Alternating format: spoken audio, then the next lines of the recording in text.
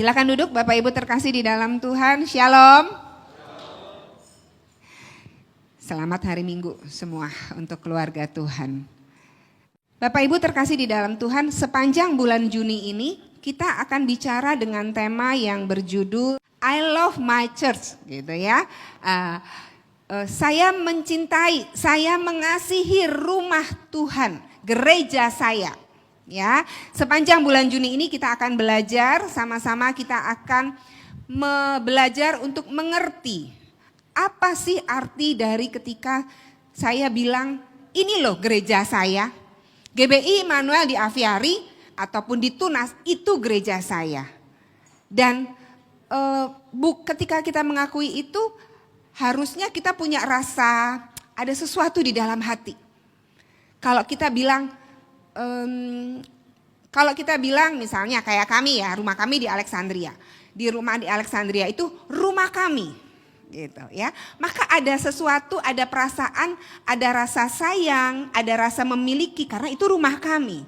Atau kita bilang begini, ini suamiku loh, ini istriku atau ini anakku. Maka di situ ada rasa sayang karena dia adalah suamiku atau dia adalah istriku, dia adalah anakku. Kita akan mulai di mana kita mau belajar tentang I love my church. Ya. Saya penggal kata ini menjadi dua. Yaitu TV-nya di sini. I love dan my church. Ya. Saya mengasihi, kata yang kedua adalah gereja. Nah, arti dari I love, saya mengasihi, itu artinya bahwa kita memiliki perasaan sayang terhadap seseorang atau juga bisa terhadap sesuatu objek ya. Nah, lalu kalau sekarang kita bilang begini, saya mengasihi seseorang atau saya sayang banget sama sesuatu objek, itu artinya kita menginginkan, kita dekat banget, kita selalu ingin untuk dekat dengan orang tersebut. Kita selalu ingin memberikan yang terbaik untuk orang tersebut. Lalu kita juga peduli supaya hal baik itu terjadi terhadap orang tersebut. Itu arti dari kita mengasihi atau kita sayang. Sama seperti kita sayang sama orang tua, kita ingin selalu dekat sama orang tua. Mungkin kita ada di luar kota, tapi kita bisa video call, kita bisa telepon. Rasa ingin dekat itu selalu ada. Kemudian kita peduli akan kesehatannya, kita peduli gimana kondisinya. Dan kita ingin memberikan yang terbaik buat orang tua kita, karena kita mengasihi orang tua kita, amin. Jangankan orang tua ya, saya mau kasih cerita anak saya Olive. Dia itu suka baca buku, jadi dia itu hobinya beli buku. Nah, karena dia sayang sama buku-bukunya, waktu dia mau berangkat kerja ke KL tahun 2023, itu dia bukunya ada banyak ya, mungkin ada 20 gitu kali 20-an lebih gitu ya. Terus dia bilang begini, Mami katanya, buku-bukuku ini kalau misalnya dibiarin aja di lemari bakalan berdebu. Dia bilang, sayang loh Mi, tanya. Terus saya bilang ya udah dong kamu simpen. Akhirnya buku-buku itu disampulin plastik, satu buku satu plastik. Dia masukin, dia lipet, pokoknya dia bungkus serapi-rapihnya. Terus setelah itu kita kalau adiknya mau pinjem atau kita mau baca, dia pasti bilang begini, hati-hati ya jangan sampai kelipet. Dia bilang gitu. Karena kan kalau kita buka buku itu kan kita suka begini, pegang-pegang begini kelipet, dia gak mau. Harus mulus, harus halus. Itu sebuah buku yang dia sayang. Apalagi hari ini kita bicara I love my church. Saya mengasihi gereja saya. Saya percaya artinya jauh lebih daripada rasa sayang Olive terhadap bukunya. Amin. Nah, tadi itu kata pertama, bukan kata pertama, bagian pertama yaitu I love. Kita ambil yang bagian kedua.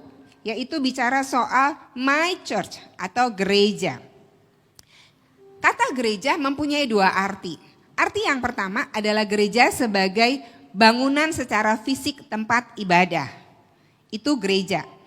Ya, misalnya gereja kamu di mana? Alamatnya di mana? Itu bicara soal fisik bangunan gereja. Arti yang kedua, gereja adalah persekutuan dari orang-orang percaya. Kita kalau berkumpul di sini, kita adalah gereja Tuhan. Karena persekutuan atau komunitas dari orang-orang yang percaya kepada Tuhan Yesus.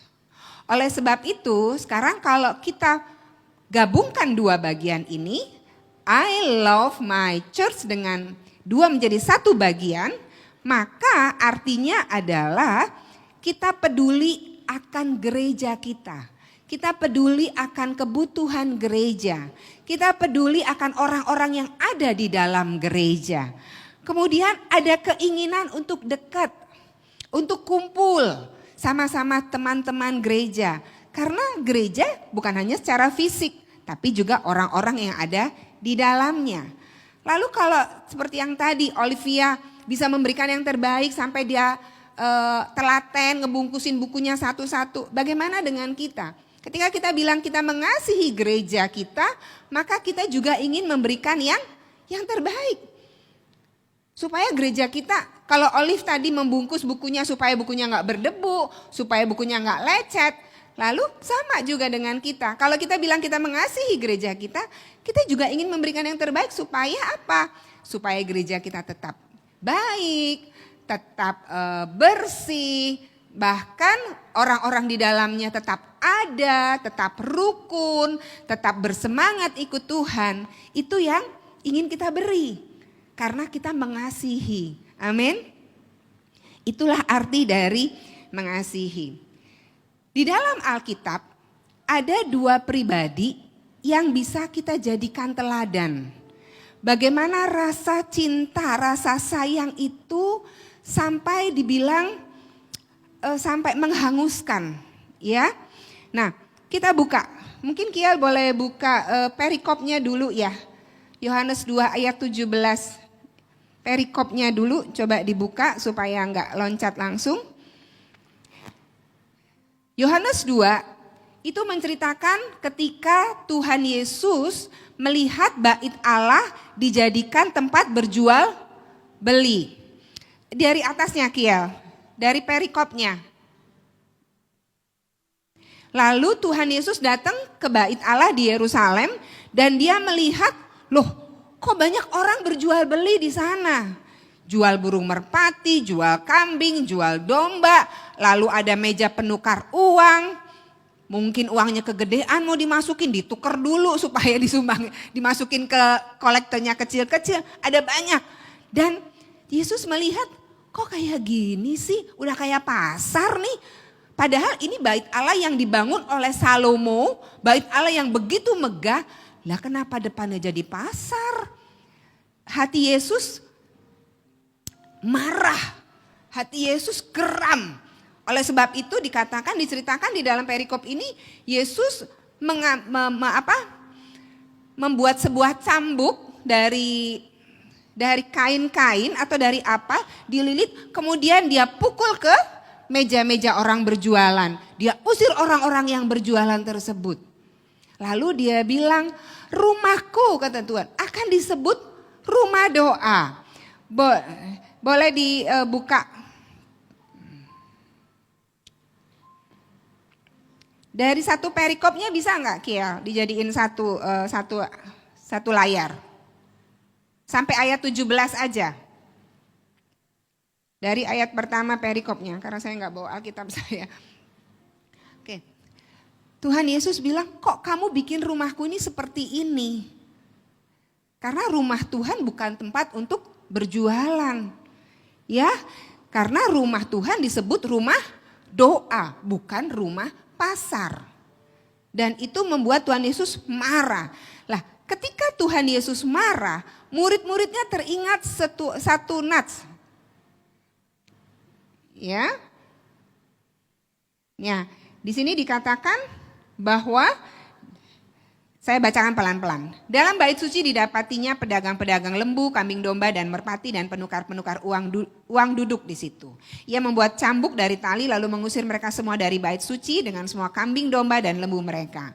Uang penukar-penukar dihamburkannya ke tanah dan meja-meja dibalikkannya. Kepada pedagang-pedagang bermati ia berkata, ambil semuanya ini dari sini. Jangan kamu membuat rumah Bapakku menjadi tempat berjualan. Maka teringatlah murid-muridnya bahwa ada tertulis, cinta untuk rumahmu menghanguskan aku. Rasa cinta Tuhan Yesus kepada Bapa dan kepada rumah Bapa itu membuat dia marah, dia geram, sehingga dia mengambil satu langkah yang orang lain mungkin tidak berani lakukan. Yesus pada waktu dia menghancurkan meja-meja ini, dia belum menyatakan bahwa dia adalah anak Allah yang punya kuasa. Dia belum disalib, dia belum bangkit. Orang-orang melihat Yesus adalah sebagai manusia biasa, yang punya pengikut-pengikut, yang dianggap sebagai nabi. Tapi bukan orang yang hebat, yang punya kuasa, yang sampai berhak untuk menghancurkan harta-harta orang lain, tidak.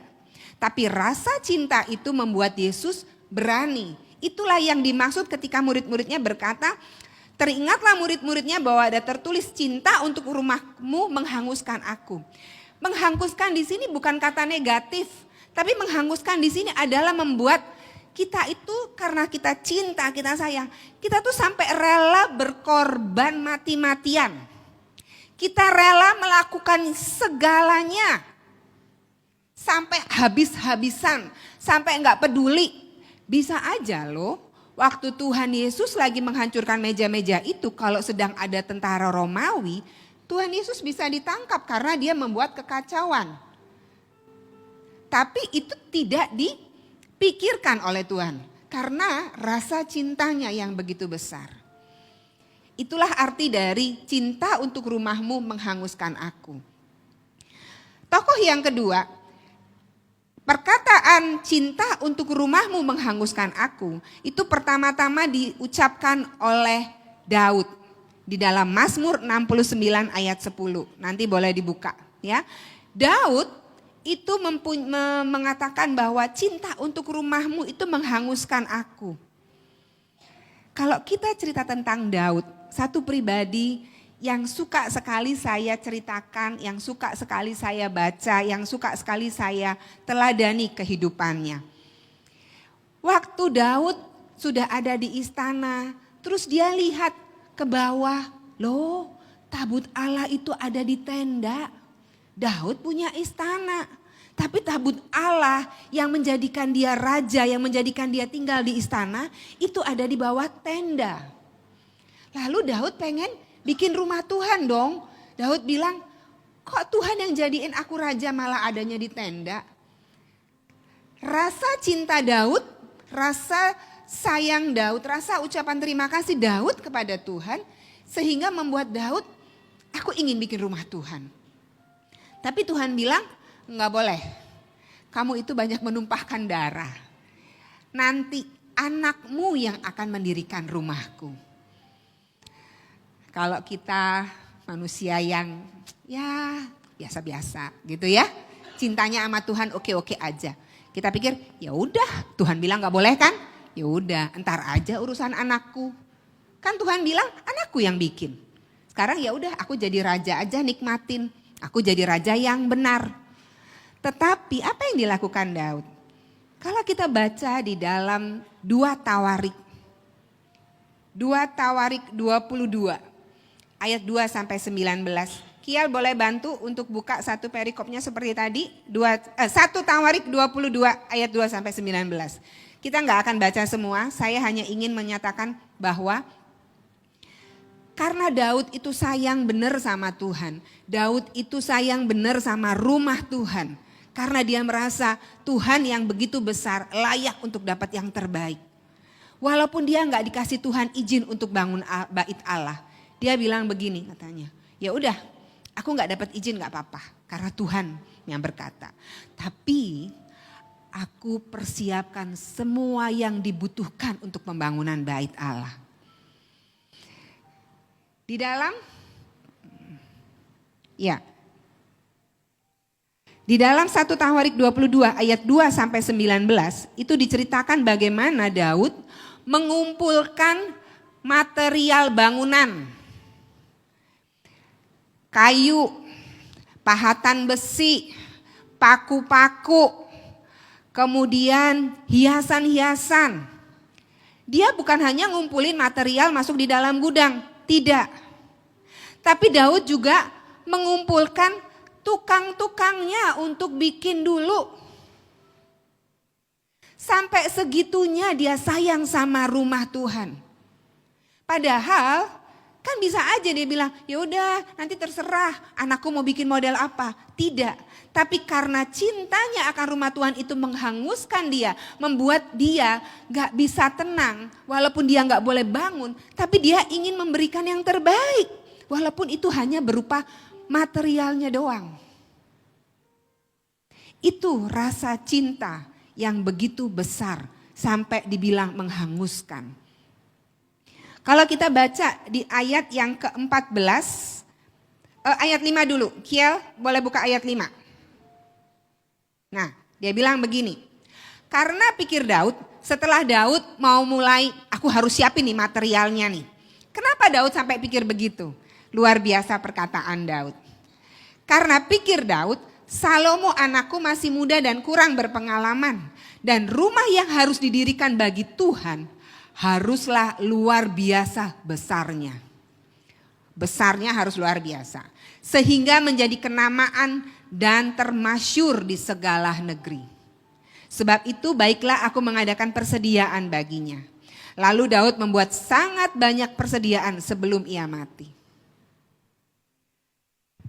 Keinginan Daud untuk memberikan yang terbaik buat Tuhan. Sampai Daud bilang begini, rumah Tuhan itu gak boleh cuma rumah yang biasa. Rumah Tuhan ini gak boleh cuma sebagai, zaman dulu mungkin ada tempel dan sebagainya. Enggak, rumah Tuhan itu harus luar biasa. Dan harus membuat sampai orang itu tercengang-cengang ketika melihatnya. Dibilang ternama dan termasyur. Dan Daud buat persediaannya. Kiel buka di ayat yang ke-14. Sehingga dikatakan, nih, sesungguhnya sekalipun dalam kesusahan, aku telah menyediakan untuk rumah Tuhan itu 100.000 talenta emas dan 1.000.000 talenta perak dan sangat banyak tembaga dan besi sehingga beratnya tidak tertimbang. Juga aku telah menyediakan kayu dan batu, tetapi baiklah engkau menambahnya lagi. Berapa minggu yang lalu saya waktu di sekolah minggu bicara tentang hamba yang baik dan setia, yang tentang 5 talenta, 2 talenta dan 1 talenta, saya iseng-iseng Google. Kalau 1 talenta itu diduitin berapa sih? Lalu waktu itu kami Google dan dapat 1 talenta itu kalau diuangin sekarang adalah 12,3 miliar.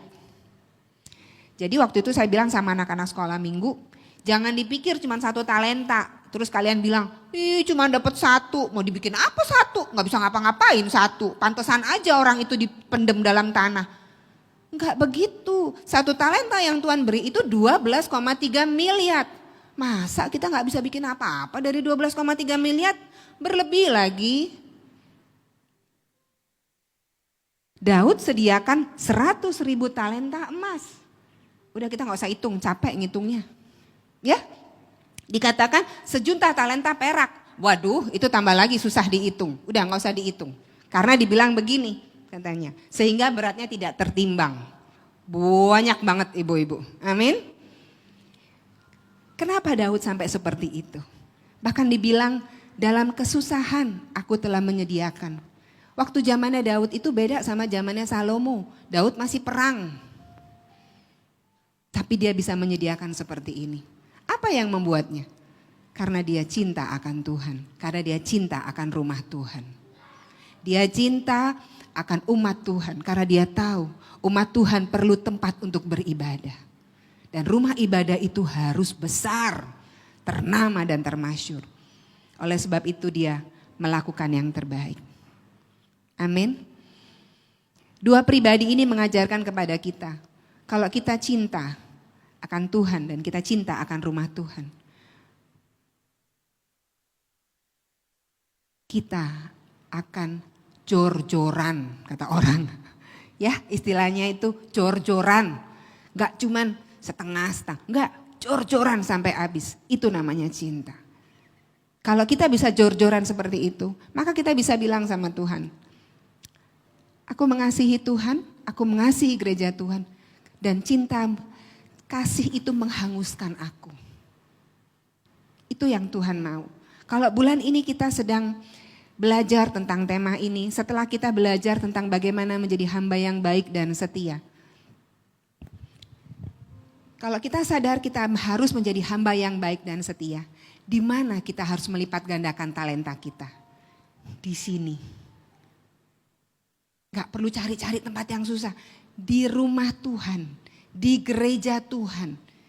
Inilah tempatnya kita melipat gandakan 5 dan 2, bahkan 1 talenta yang Tuhan beri.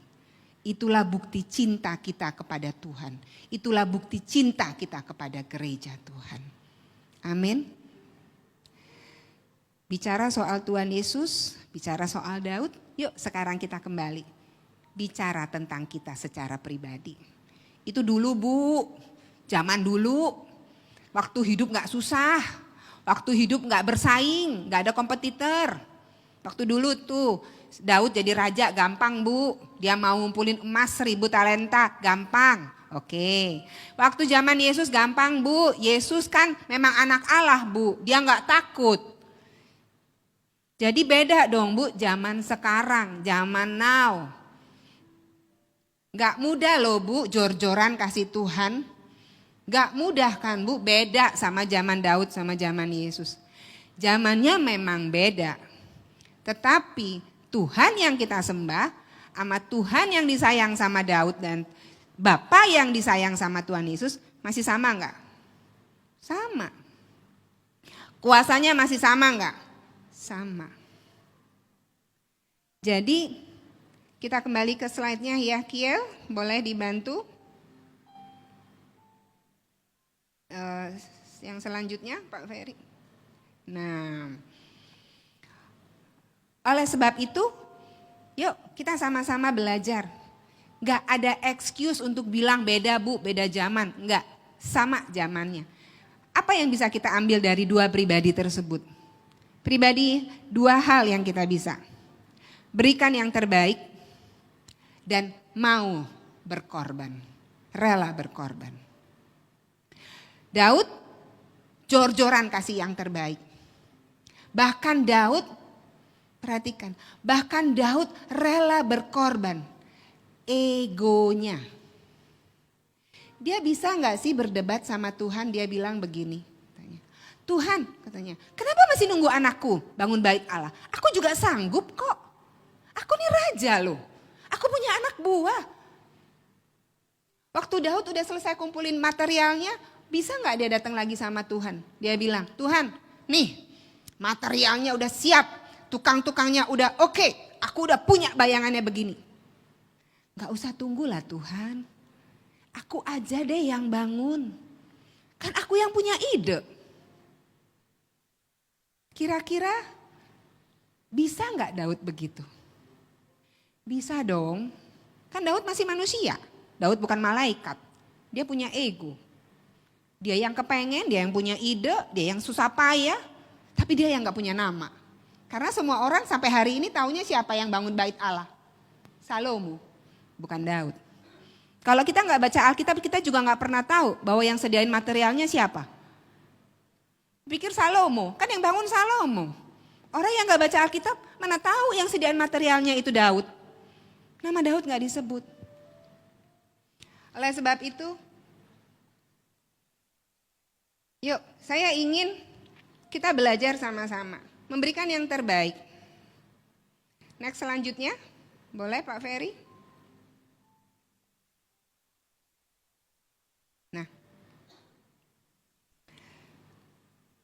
kalau kita bicara tentang memberikan yang terbaik, maka kita harus belajar dari kisah hidup, dari kisah bagaimana gereja mula-mula itu berjalan. Karena kan kita sekarang bicara soal gereja. Kumpulan orang-orang yang percaya. Maka kita harus belajar dari firman Tuhan yang bercerita juga tentang bagaimana gereja mula-mula orang-orang percaya berkumpul itu gimana sih modelnya. Nah ini ada di dalam Kisah Rasul pasal 2 ayat 42 sampai 46. Supaya gak bosan dan gak ngantuk kita baca bergantian ya. Saya ayat 42 dan selanjutnya. Yuk, 1, 2, 3 saya baca duluan. Mereka bertekun dalam pengajaran rasul-rasul dan dalam persekutuan. Dan mereka selalu berkumpul untuk memecahkan roti dan berdoa. Ayat 43.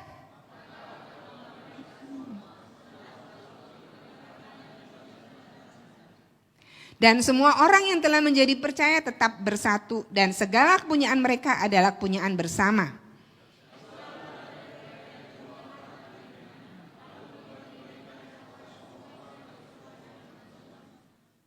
Dengan bertekun dan dengan sehati mereka berkumpul tiap-tiap hari dalam bait Allah.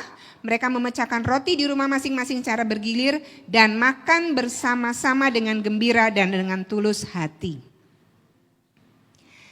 Waktu jemaat mula-mula berkumpul, mereka percaya kepada Tuhan Yesus, wah hati mereka penuh dengan sukacita. Mereka hari-hari ngumpul di rumah-rumah, lalu mereka makan bersama, mereka berdoa bersama. Bahkan ada yang menjual milik mereka, lalu bagi-bagiin kepada orang-orang yang susah, seturut keperluan-keperluan mereka sendiri. Apa yang kita bisa ambil dalam hal ini? Kalau kita cinta Tuhan dan kita cinta jemaat Tuhan, gereja Tuhan, kita berikan yang terbaik. Berupa apa? Kehadiran kita. Jangan dipikir gini loh, kalau gerejanya udah 1000, aku gak hadir juga gak berasa. Loh, jangan seperti itu. Kehadiran kita itu membawa arti. Kehadiran kita di dalam ibadah, walaupun mungkin gak kehitung, jemaatnya mungkin udah 500, kita satu keluarga 5 orang, gak hadir juga cuma berkurang 5 orang, 500 kurang 5, baru masih 495, masih banyak jemaatnya. Gak apa-apa lah gak hadir. Enggak. Kehadiran kita di rumah Tuhan, kehadiran kita di dalam persekutuan orang-orang percaya, itu mempunyai arti. Walaupun mungkin kita nggak disuruh doa, kita nggak disuruh bawa firman, kita nggak pimpin pujian, kita cuma hadir doang. Tapi itu membawa arti. Kalau seandainya seperti gereja kita, baru tadi saya ketemu sama Mama Zaneta, Ibu Yunita. Saya bilang kayaknya udah 2 kali ibadah saya nggak lihat ibu ya. Saya pikir kemana ya nih orang ya, kok nggak kelihatan, sehatkah, sakitkah, atau lagi kerjakah? Kehadiran Bapak Ibu, kehadiran adik-adik, kehadiran anak-anak muda di gereja.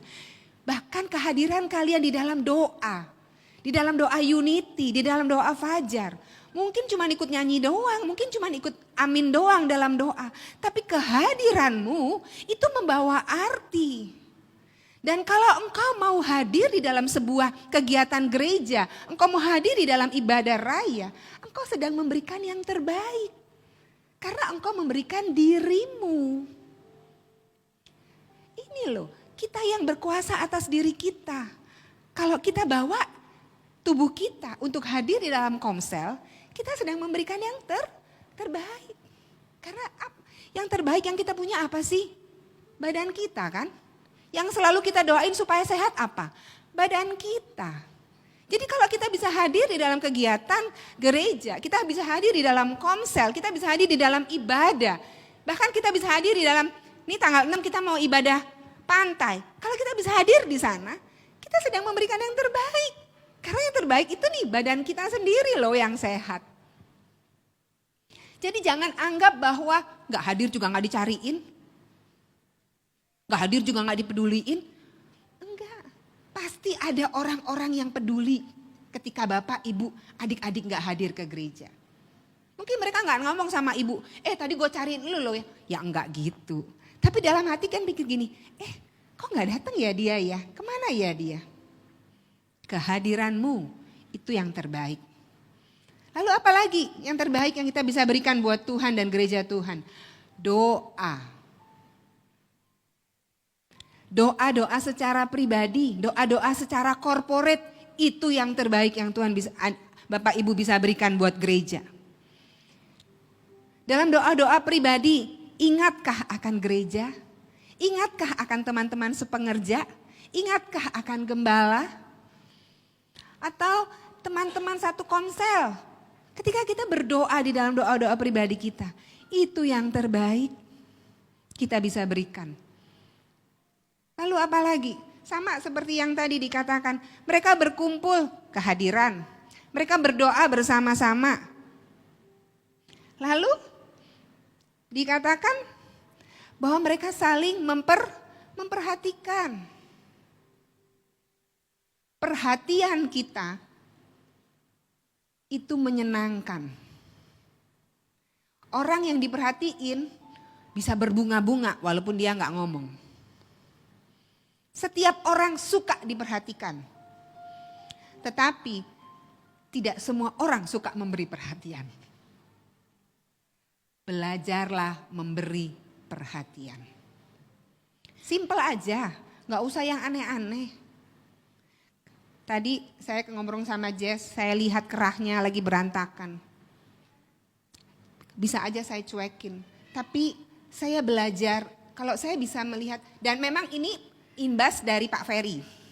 Pak Ferry itu orangnya kan perfect ya, maunya rapi semua. Mungkin kalau saya dulu, mungkin modelnya kayak Jess juga, bajunya tak kemana-mana, belentang-belenteng gitu. Tapi karena setelah 30 tahun menikah, ya agaknya ketular gitu ya. Jadi tadi waktu saya ngeliat Jess begitu, kok kerannya Jess kayak gitu. Sambil ngomong saya bantu benerin. Saya gak kasih yang berat kok. Saya cuma kasih itu sama Jess. Perhatian saya. Amin. Gak susah kan Bapak Ibu? Hadir. Ya jangan, gak datang juga gak apa-apa. Gak datang juga gak dicariin. Emang mau sampai dicari-cari baru datang? Mau sampai ditelepon-teleponin baru datang? Mau sampai didatengin ke rumahnya, ditarik-tarik? Ayo datang dong, ayo datang dong. Emang anak kecil gak bisa pergi sendiri? Kalau anak sekolah minggu iya dijemput. Tapi kita kan anak-anak Tuhan yang dewasa, amin. Sadar kehadiran di dalam rumah Tuhan, kehadiran kita di dalam komsel, itu membawa arti buat keluarga Tuhan. Amin.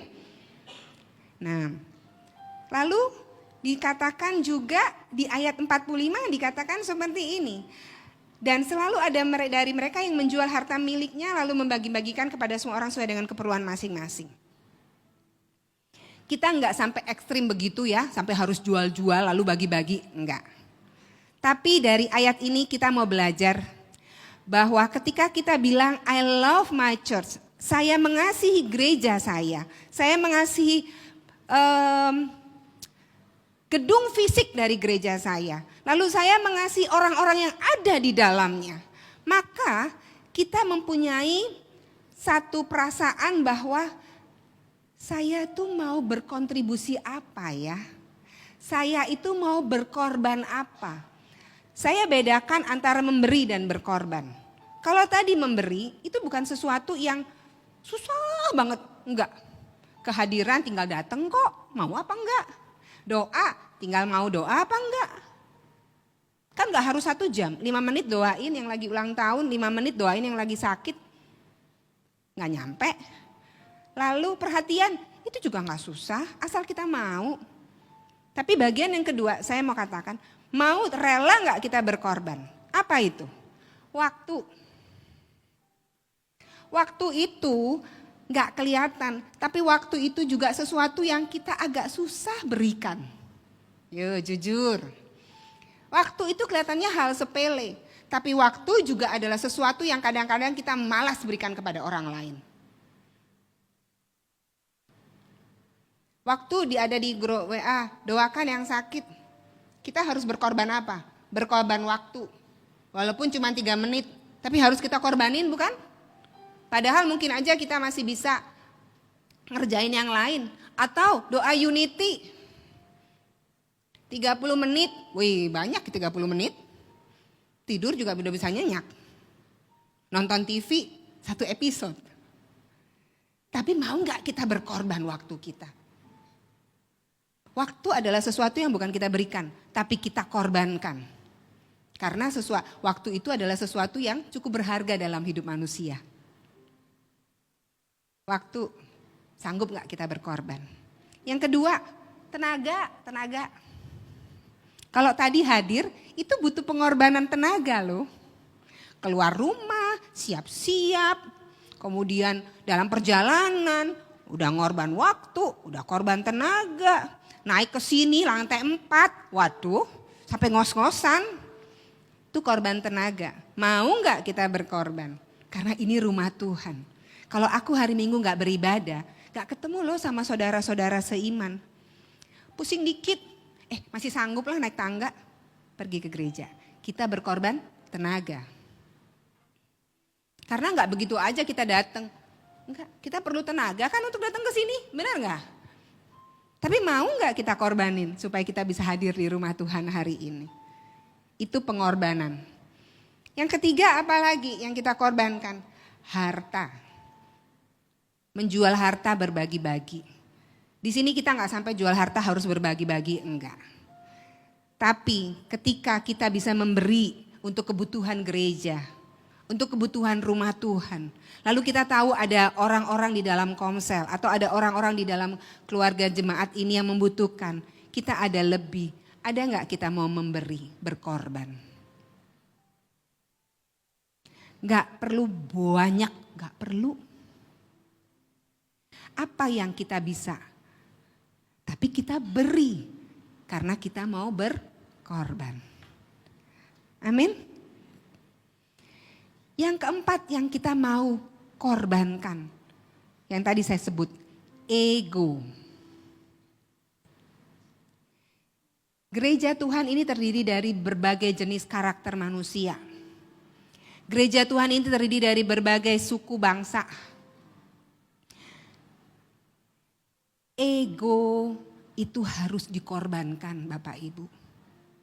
Gak disapa dikit, Aser yang ini ya, ada apa ya sama saya ya? Kok gak pernah senyum sama saya? Gak pernah salamin saya? Gak usah datang lagi deh. Cuman gak disalamin doang. Cuman gak disenyumin doang. Udah egonya kemana-mana. Atau nih, Ibu Dewi berdiri di belakang, biasanya saya salam-salam, saya lagi ngobrol, gak kelihatan. Terus dia bilang gini, hari ini Ibu Dewi gak salamin saya loh. Hari ini Ibu Dewi gak tegur saya loh. Setiap kita punya ego Bapak Ibu, benar gak? Saya juga punya ego, anak kecil pun punya ego. Suruh kasih mainannya kalau dia gak mau, ini punya saya kok, ngapain kasih. Anak kecil pun punya ego. Tapi di dalam rumah Tuhan, ketika kita bilang kita cinta Tuhan dan kita cinta gereja Tuhan, apa yang harus kita korbankan? Yang paling susah itu sebetulnya ego. Keakuan kita ini loh. Supaya apa? Supaya kita tuh bisa menerima orang lain. Supaya kita bisa memaafkan orang lain. Supaya kita bisa memberikan ruang di dalam hati dan pikiran kita bahwa orang lain tuh gak sama seperti kita. Jadi kita jangan ngarepin orang lain. Ini kenapa ya si bapak nih ya katanya gitu. Kalau ngomong itu ya, gak ngerti loh aku. Emang dia ngapain sih dia mesti ngomong? Loh, itu pribadi dia kok. Kenapa kita masih urusin? Kan tidak semua orang sama seperti kita. Itu ego. Jangan harapin semua orang itu sama kayak kita lalu kita atur-atur orang. Enggak. Di dalam gereja, di rumah Tuhan. Tadi Putri ngomong sama saya. Di gereja, di rumah Tuhan inilah kita saling bergesek. Waktu kita bergesek kita maafin enggak? Karena di rumah Tuhan inilah kita dibentuk sama Tuhan. Supaya kita menjadi lebih dewasa. Karena kalau udah sampai di surga, enggak ada orang yang punya ego. Tuhan Yesus tuh enggak punya ego. Kalau Tuhan Yesus punya ego, abis dia mukulin, hancurin meja-meja, dia usir kambing domba, lalu dia petantang-pententeng di bait Allah. Dia bilang, ini rumah Bapakku, pergi katanya, kalian begini-begini. Tidak, Tuhan Yesus gak ngomong apa-apa loh. Tuhan Yesus gak menyombongkan diri ketika dia sudah mengusir orang-orang. Tidak, dia lakukan apa yang harus dia lakukan karena dia sayang Tuhan, dia sayang rumah Tuhan bukan pasar. Tapi setelah dia melakukannya, dia tidak nunjuk, nih Aku anak Tuhan. Aku Yesus anak Tuhan. Kalian harus menghormati Bapakku. Tidak. Yesus pilih diam dan ketika kondisi sedang tidak, dia pergi. Di mana egonya Tuhan Yesus? Gak ada. Tapi zaman now, di rumah Tuhan, di gereja Tuhan, ayo kita belajar lepasin ego. Disenggol dikit, ya wes. Gak disapa, ya wes. Mungkin dia lagi sakit gigi gak bisa senyum. Ya kan bisa kan, bener gak? Atau saya lagi gak kelihatan, saya lagi ngobrol, ya meleng sedikit gitu kan. Atau apa, gak disapa, saya samperin, saya nyapa. Loh, gak masalah kan? Lalu misalnya saya berpendapat A, saya kasih tahu sama gembalaku, Pak kita harus begini. Lalu yang B ngomong gini, gak bisa Pak kita harus begini. Gak bisa begitu. Marah gak kita karena pendapat kita gak didengar? Enak aja, gak bisa Pak. Terus berantem. Lah kok anak Tuhan berantem di komsel untuk sesuatu yang baik? Kan gak perlu. Amin.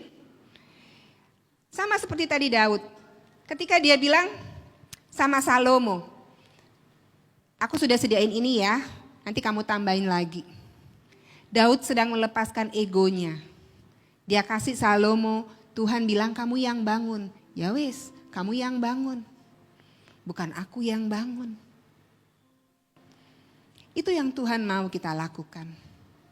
Jangan cuma ngomong, I love Jesus, I love my church. And then what? Ngapain? Ayo, biarlah melalui firman ini. Next. Saya tutup dalam satu firman Tuhan. Yang berkata, mana Pak Peri? Ibrani. Nah, saya tutup dalam satu firman Tuhan. Kita baca sama-sama ya. 2, 3. Dan marilah kita saling memperhatikan supaya kita saling mendorong dalam kasih dan dalam pekerjaan baik. Janganlah kita menjauhkan diri dari pertemuan-pertemuan ibadah kita seperti yang dibiasakan oleh beberapa orang. Tetapi marilah kita saling menasehati dan semakin giat melakukannya menjelang hari Tuhan yang mendekat. Yuk Bapak Ibu, jangan lagi ada alasan gak datang seminggu juga gak apa-apa, gak ikut komsel sebulan juga gak apa-apa.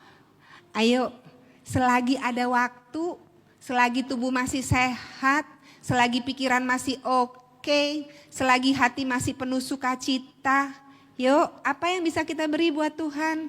Apa yang bisa kita beri buat gereja Tuhan? Hadirlah.